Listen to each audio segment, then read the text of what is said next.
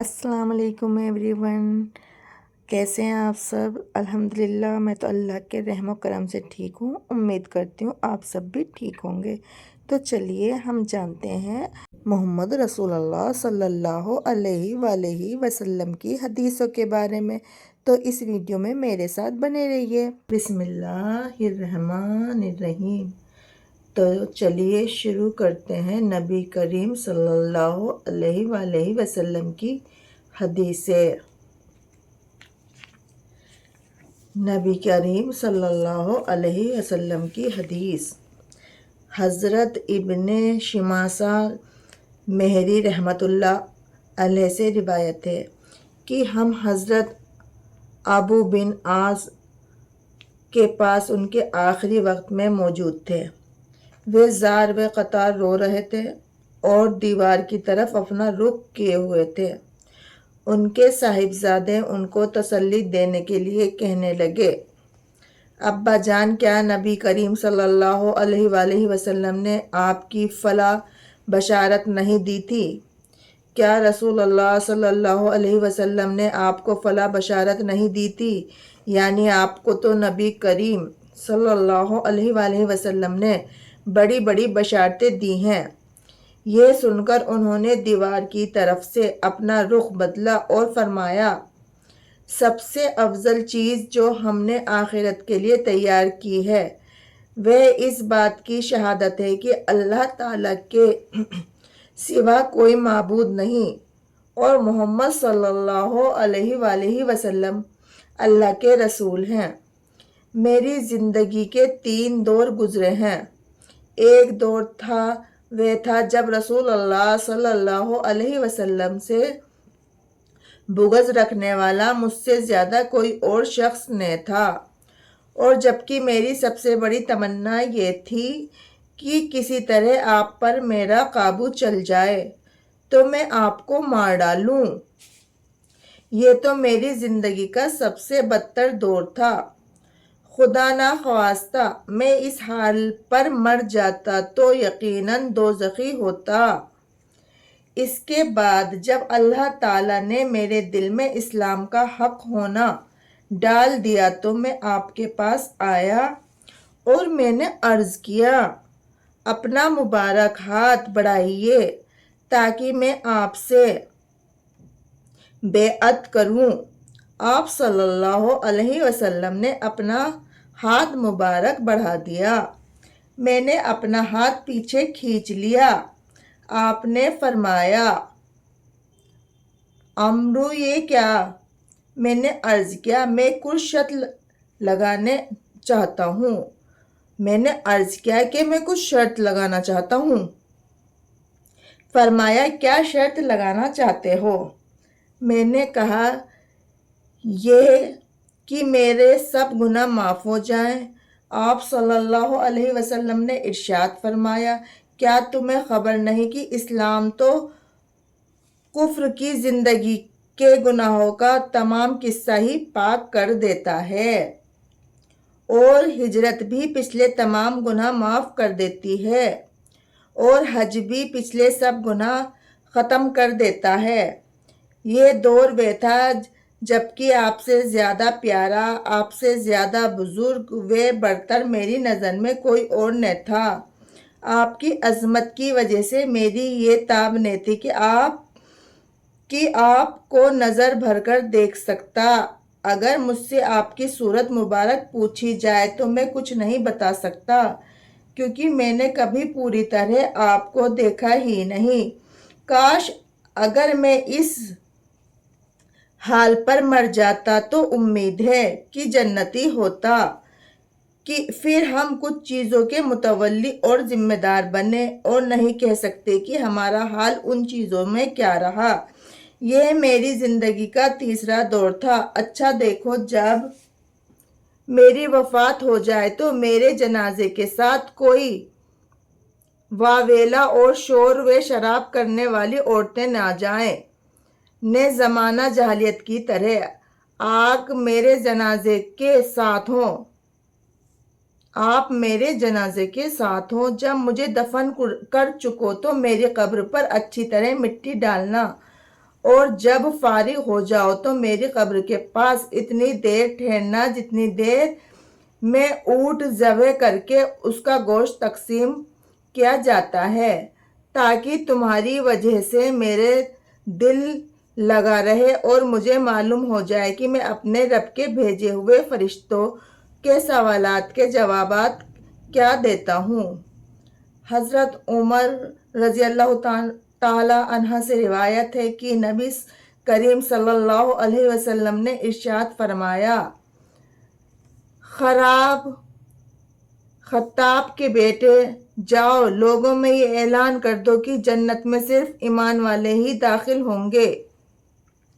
حضرت ابو للس عنہ تعالیٰ سے روایت ہے کہ نبی کریم صلی اللہ علیہ وسلم نے ابو سفیان سے ارشاد فرمایا، ابو سفیان تمہاری حالت پر افسوس ہے، میں تو تمہارے پاس دنیا و آخرت کی بھلائی لے کر آیا ہوں، تم اسلام قبول کر لو، سلامتی میں آ جاؤ گے۔ حضرت انس رضی اللہ تعالی عنہ سے فرماتے ہیں کہ میں نے نبی کریم صلی اللہ علیہ وآلہ وسلم کو یہ ارشاد فرماتے ہوئے سنا، جب قیامت کا دن ہوگا تو مجھے شفاعت کی اجازت دی جائے گی، میں عرض کروں گا، اے میرے رب، جنت میں ہر اس شخص کو داخل فرما دیجئے جس کے دل میں رائی کے دانے کے برابر بھی ایمان زندہ ہو۔ رائی کا دانہ کتنا بڑا ہوتا ہے، بہت چھوٹا سا، سرسوں کے دانے سے بھی چھوٹا۔ اگر ہمارے دل میں اتنا ایمان ہوگا تو تب بھی ہمارے گناہ معاف کر دیے جائیں گے۔ رائی کے دانے کے برابر بھی ایمان ہو۔ اللہ تعالیٰ میری اس شفاعت کو قبول فرما لیں گے اور وہ لوگ جنت میں داخل ہو جائیں گے۔ پھر میں عرض کروں گا، جنت میں ہر اس شخص کو داخل فرما دیجئے جس کے دل میں ذرا سا بھی ایمان ہو۔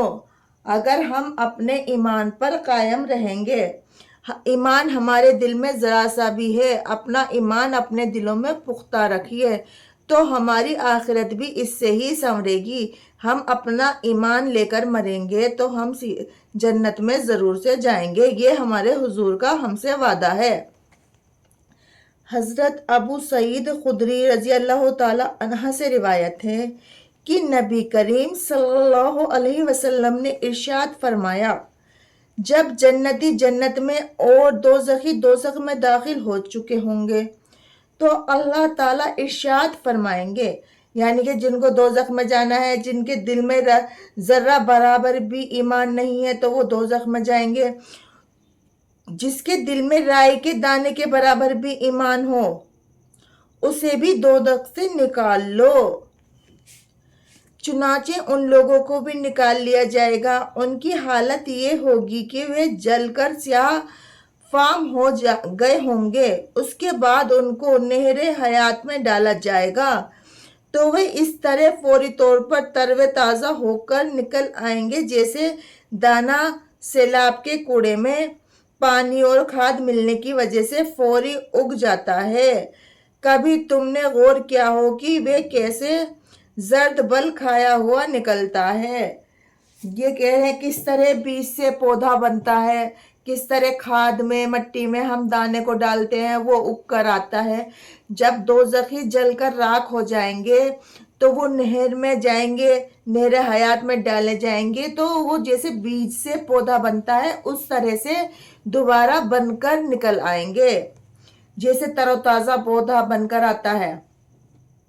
حضرت ابو امیمہ سے روایت ہے کہ ایک شخص نے رسول اللہ صلی اللہ علیہ وسلم سے سوال کیا کہ ایمان کیا ہے؟ آپ صلی اللہ علیہ وآلہ وسلم نے ارشاد فرمایا، جب تم کو اپنے اچھے عمل سے خوشی ہو اور اپنے برے کام پر رنج ہو تو تم مومن ہو۔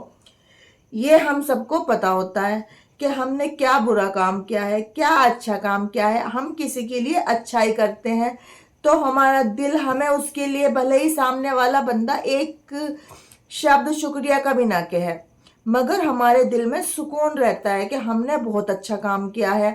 اگر ہم کچھ برا کام کرتے ہیں تو ہمارے دل کو سکون نہیں آتا. ایسا نہیں ہوتا کہ ہم نے کچھ برا کام کیا ہو اور اس کا ہمیں پتہ نہ ہو. ہمارا دل دماغ سب جانتا ہے کہ ہم نے کیا کام اچھا کیا ہے، کیا برا کیا ہے. اگر تم نے کچھ کام برا کر دیا اور تمہیں رات بھر نیند نہیں آتی، گھبراہٹ رہتی ہے کہ ہاں میں نے فلاں کے ساتھ ایسا برا کر دیا، اس کے لیے تم پچھتاوا کرتے ہو، اپنے گناہ کی معافی مانگتے ہو، تو تمہارے دل میں ایمان زندہ ہے. حضرت عباس بن عبد المطلب سے روایت ہے کہ انہوں نے رسول اللہ صلی اللہ علیہ وسلم کو یہ ارشاد فرماتے ہوئے سنا: ایمان کا مزہ اس نے چکھا اور ایمان کی لذت اسے ملی جو اللہ تعالیٰ کو رب، اسلام کو دین اور محمد صلی اللہ علیہ وسلم کو اپنا رسول ماننے پر راضی ہو جائے. بات سمجھ آئی؟ ایمان کا مزہ اس نے چکھا جس نے صرف اللہ تعالیٰ کو اپنا رب مانا اور اسلام کو اپنا دین مانا اور رسول اللہ صلی اللہ علیہ وآلہ وسلم کو اپنا رسول مانا. فائدہ مطلب یہ ہے کہ اللہ تعالیٰ کی بندگی اور اسلام کے مطابق عمل اور حضرت محمد صلی اللہ علیہ وسلم کی اطاعت اللہ تعالیٰ اور ان کے رسول صلی اللہ علیہ وسلم اور اسلام کی محبت کے ساتھ ہو. جس کو یہ بات نصیب ہو گئی یقیناً ایمانی لذت میں بھی اس کا حصہ ہو گیا.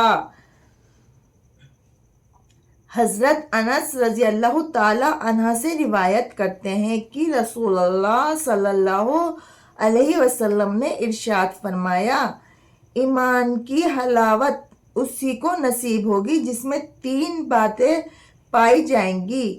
ایک یہ ہے کہ اللہ تعالیٰ اور اس کے رسول کی محبت اس کے دل میں سب سے زیادہ ہو. دوسرے یہ کہ جس شخص سے بھی محبت ہو صرف اللہ تعالیٰ ہی کے لیے ہو. تیسری یہ کہ ایمان کے بعد کفر کی طرف پلٹنے سے اس کو نفرت، یعنی کہ ایمان کے بعد کفر کی طرف پلٹنے سے اس کو اتنی نفرت اور ایسی اذیت ہو جیسے کہ آگ میں ڈالے جانے سے ہوتی ہے. جب آپ ایک بار ایمان پر آ گئے تو دوبارہ پلٹ کر نہیں جانا چاہیے، دوبارہ بری باتوں سے بچنا چاہیے، ڈرنا چاہیے، اپنے ایمان پر پکا رہنا چاہیے. اپنا دل میں ایک بات رکھنی چاہیے، ہمارے رسول ایک ہیں، ہمارا حضور محمد رسول اللہ صلی اللہ علیہ وآلہ وسلم، ہمارا اللہ تعالیٰ پہ ایمان پکا ہونا چاہیے. حضرت ابو امیمہ سے روایت ہے کہ رسول اللہ صلی اللہ علیہ وآلہ وسلم نے ارشاد فرمایا: جس شخص نے اللہ تعالیٰ ہی کے لیے کسی سے محبت کی اور اسی کے لیے دشمنی کی، اور جس کو اللہ تعالیٰ ہی کے لیے دیا اور جس کو نہیں دیا، اللہ تعالیٰ ہی کے لیے نہیں دیا، تو اس نے ایمان کی تکمیل کر لی. حضرت ابن عباس روایت کرتے ہیں کہ رسول اللہ صلی اللہ علیہ وسلم نے ابوذر رضی اللہ تعالی عنہ سے ارشاد فرمایا: بتاؤ ایمان کی کون سی کڑی زیادہ مضبوط ہے؟ حضرت ابوذر رضی اللہ تعالی عنہ نے عرض کیا: اللہ تعالیٰ اور اس کے رسول کو زیادہ علم ہے. لہٰذا آپ صلی اللہ علیہ وسلم نے ارشاد فرمایا اللہ تعالیٰ کے لیے باہمی تعلق و تعاون ہو اور اللہ تعالیٰ کے لیے کسی سے محبت ہو اور اللہ تعالیٰ ہی کے لیے کسی سے بغض و عداوت ہو.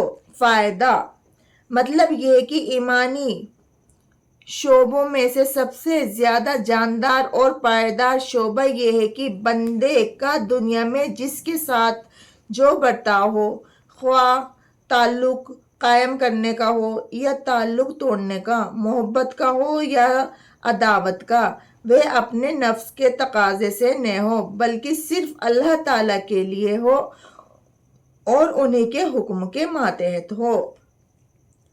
حضرت انس بن مالک روایت کرتے ہیں کہ رسول اللہ صلی اللہ علیہ وسلم نے ارشاد فرمایا، جس شخص نے مجھے دیکھا اور مجھ پر ایمان لایا اس کو تو ایک بار مبارک، اور جس نے مجھے نہیں دیکھا اور پھر مجھ پر ایمان لایا اس کو 7 بار مبارک۔ ہمارے حضور فرماتے ہیں جب ان کا دور تھا، جب وہ اس دنیا میں تھے، جتنے صحابی نے، جتنے لوگوں نے ان کو دیکھا اور ان کو دیکھ کر ان کے اوپر ایمان لائے تو ان کو تو ایک بار ہی مبارک۔ اب ہمارا دور ہے اور ہم نے حضور کو دیکھا بھی نہیں ہے، صرف حضور کی باتیں سنی ہے اور حضور صلی اللہ علیہ وآلہ وسلم کے اوپر ہمارا ایمان پکا ہے، وہ ہم ان کو اپنا رسول مانتے ہیں۔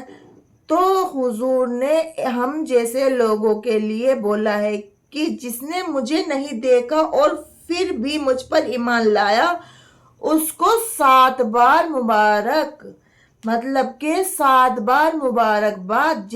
جو حضور کے ساتھ اس دنیا میں تھے ان سے 6 گنا زیادہ مبارکباد۔ سبحان اللہ، اللہ کی کتنی بڑی شان ہے۔ حضرت عبد الرحمن بن یزید رحمت اللہ علیہ فرماتے ہیں کہ حضرت عبداللہ کے سامنے کچھ لوگوں نے رسول اللہ صلی اللہ علیہ وسلم کے صحابہ اور ان کے ایمان کا تذکرہ چھوڑ دیا۔ اس پر حضرت عبداللہ رضی اللہ تعالیٰ نے فرمایا، رسول اللہ صلی اللہ علیہ وسلم کی صداقت ہر اس شخص کے سامنے جس نے آپ کو دیکھا تھا بالکل صاف اور واضح تھی۔